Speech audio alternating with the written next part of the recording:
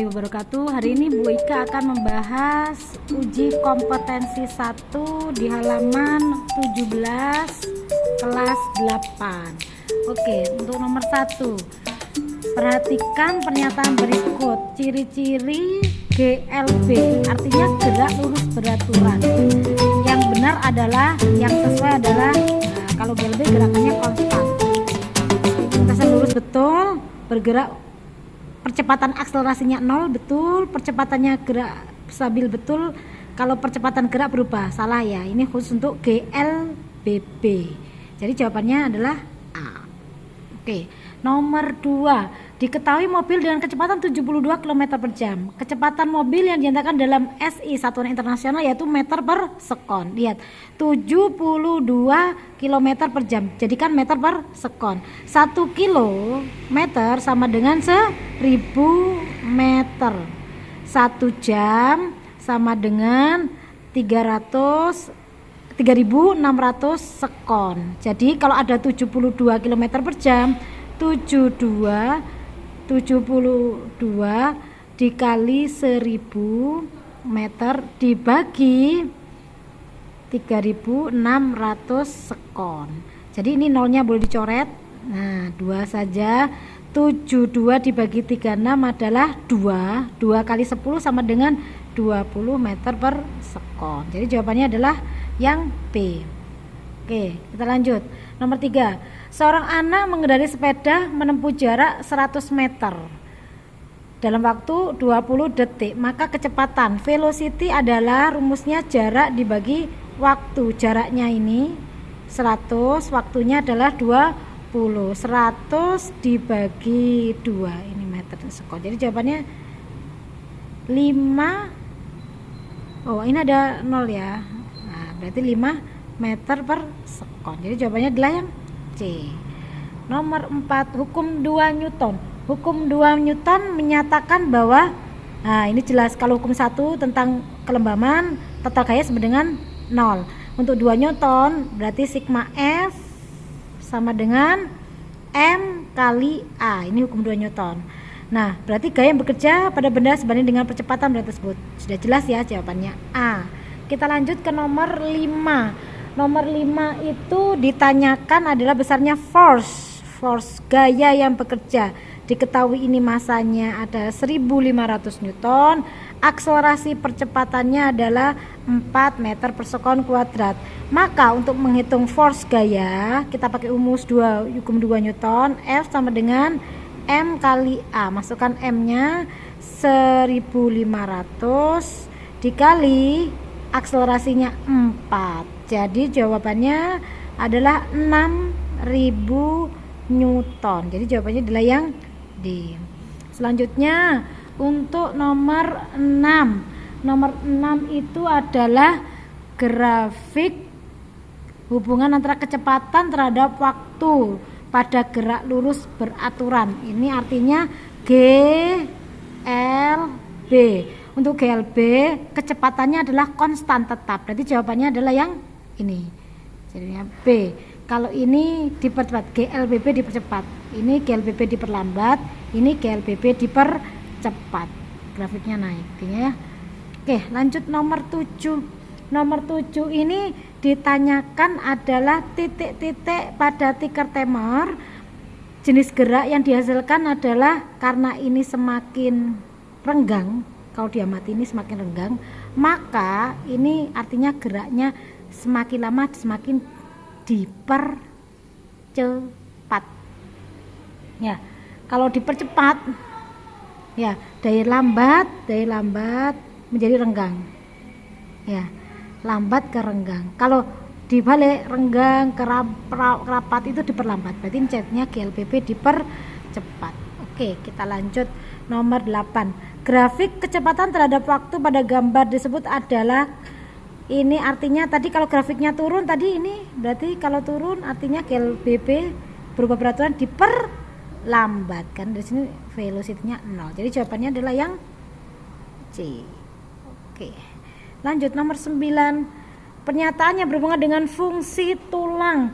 Fungsi tulang itu adalah alat Ya, tulang itu adalah alat gerak pasif yang memiliki struktur keras dan kaku yang membentuk rangka manusia. Fungsi tulang itu antara lain yaitu sebagai alat gerak pasif, tempat melekatnya otot, memberikan bentuk tubuh, menopang tubuh, melindungi organ dalam, dan juga sebagai tempat pembuatan sel darah.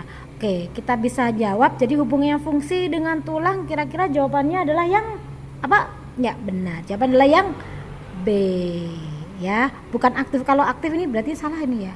Jawaban ini. Melekatnya otot betul, membentuk tubuh betul. Ya. Oke, lanjut nomor 10. Tulang tengkorak sebagian besar tersusun atas tulang apa? Ya, benar, jawabannya adalah tulang pipih. Perbedaan antara otot rangka dengan otot polos dan otot jantung. Kita jawab dulu. Nomor 11, otot rangka itu bekerja secara sadar, sedangkan otot polos dan jantung itu secara tidak sadar. Jadi jawabannya adalah C. Lanjut nomor 12. Nomor 12 itu adalah mekanisme kerja otot pada gambar. Ada X dan Y. Gambar pada soal itu merupakan gerak ketika kita meluruskan tangan. Gerakan meluruskan tangan disebut dengan ekstensor atau ekstensi. X itu merupakan otot bisep dan Y adalah otot trisep. Ketika kita meluruskan tangan, maka otot bisep akan relaksasi dan trisepnya akan mengalami kontraksi. Jadi bisep akan mengalami kontraksi. Jadi jelas jawabannya yang A. Oke, selanjutnya nomor 13. 13 itu tulang yang tidak termasuk anggota gerak bagian bawah, itu pada kaki ya. Ada betis, ada kering, ada tempurung lutut. Yang tidak ada adalah yang pengumpil. Ya, kita jawab ini. Selanjutnya nomor 14. Perhatikan gambar, ada A, B, C, D, E. Itu ada yang tanyakan adalah tulang hasta. Tulang hasta, kita cek satu-satu. Di sini A ini termasuk tulang lengan atas. Ini lengan atas. Sedangkan B-nya ini adalah tulang pengumpil. C-nya ini adalah tulang hasta. Terus D-nya ini adalah tulang pergelangan tangan.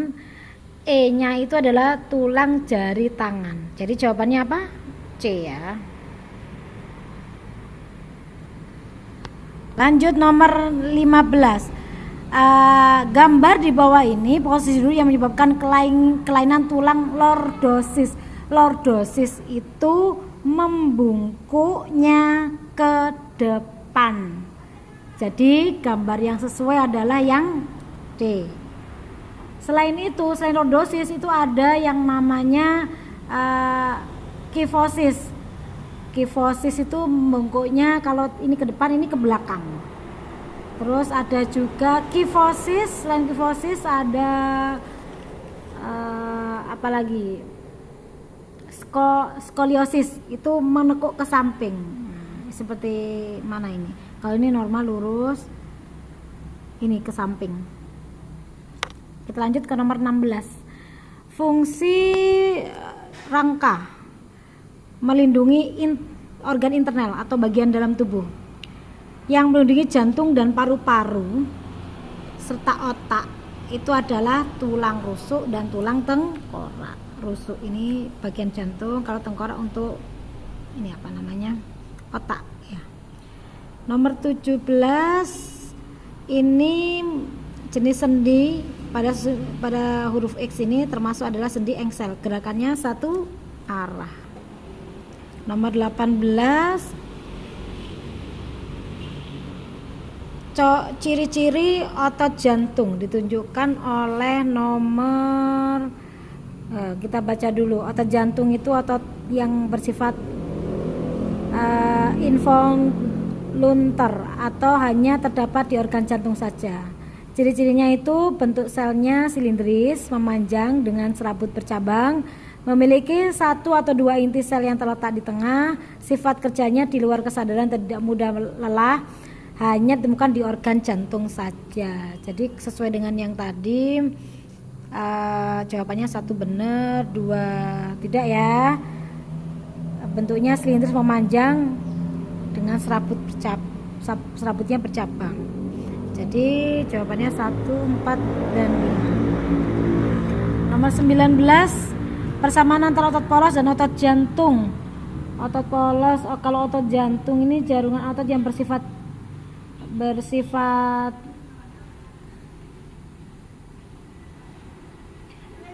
involuter dan hanya terdapat di organ jantung saja. Tadi sudah sama ya. Jawabannya bekerja secara tidak sadar. Nomor 20, gerak pembuka penutup stomata adalah gerak nasti ya. Ini sudah cukup jelas, ini 20. Nasti kompleks itu gerak nasti yang disebabkan oleh beberapa rangsangan, yaitu contoh gerak nasti adalah gerakan membuka menutupnya stomata. Kalau fotonasti itu adalah gerakan nasti yang dipengaruhi oleh rangsangan berupa cahaya. Contoh gerak fotonasti, contohnya membukanya bunga pukul 4 di waktu petang. Kalau niktinasti itu gerak nikti yang dipengaruhi oleh rangsangan berupa lingkungan, gelap, terang gitu ya. Contohnya gerak niktinasti adalah gerak menutupnya daun lamtoro menjelang malam hari. Kalau termonasti adalah gerak nasti yang dipengaruhi oleh rangsangan berupa perubahan suhu. Contohnya adalah gerak mekarnya bunga tulip saat musim semi. Jadi untuk nomor 21 jawabannya C, tapi yang negatif ya. Negatif itu yang berlawanan. Jadi untuk nomor 21, akar menjauhi tempat beracun, racun adalah zat kimia sehingga termasuk gerak kemotropisme karena gerakannya menjauhi rangsangan, artinya bersifat negatif sehingga termasuk gerak kemotropisme negatif. Nomor 22 yang berhubungan dengan niktinasi adalah tadi contohnya daun lamtoro. Nah, jadi sudah ya 1 dan 3 berupa gelap. Nah, untuk nomor 23 ini gerak taksis yang dipengaruhi oleh rangsangan bahan kimia. Rangsangan biokimia adalah contohnya gerak spermatozoid paku ke archegonium atau sel sperma bergerak ke archegonium dengan adanya rangsangan zat kimia yang berupa sukrosa. Sukrosa itu gula. Oke, nomor 24, ciri gerak nasti yang tidak dimiliki oleh gerak tropisme taksis. Gerak tropisme dan taksis. Nah, ini jawabannya ini kayaknya sudah cukup jelas di buku ini ada dalam gerak esionom ya. Hanya gerak nasti yang tidak dipengaruhi oleh arah datangnya rangsang. Jadi jawabannya adalah yang B. Nomor 25, gerak yang dilakukan oleh tumbuhan tersebut adalah gerak termasuk gerak sulur pada tanaman yang bersulur seperti timun, markisa dan lain-lain. Itu termasuk gerak tikmotropisme, yaitu gerak yang dipengaruhi oleh rangsang berupa singgungan atau sentuhan.